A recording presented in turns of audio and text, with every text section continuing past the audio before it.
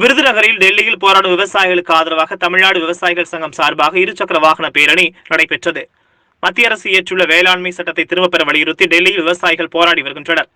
இதனிடையில் விருதுநகரில் டெல்லியில் போராடும் விவசாயிகளுக்கு ஆதரவாகவும் மத்திய அரசு இயற்றிய விவசாயத்திற்கு எதிரான சட்டத்தை திரும்பப் பெற வலியுறுத்தியும் டெல்லியில் போராடும் விவசாயிகளுக்கு ஆதரவாகவும் தொழிலாளர் நலச்சட்டங்களை கார்ப்பரேட்டுகளுக்கு ஆதரவாக மாற்றியதை திரும்பப் பெற வலியுறுத்தியும் இன்று விருதுநகரில் தமிழ்நாடு விவசாய சங்கத்தினர் 200க்கும் மேற்பட்டோர் மத்திய அரசுக்கு எதிராக கோஷங்களை எழுப்பி இருசக்கர வாகன பேரணியில் ஈடுபட்டனர்.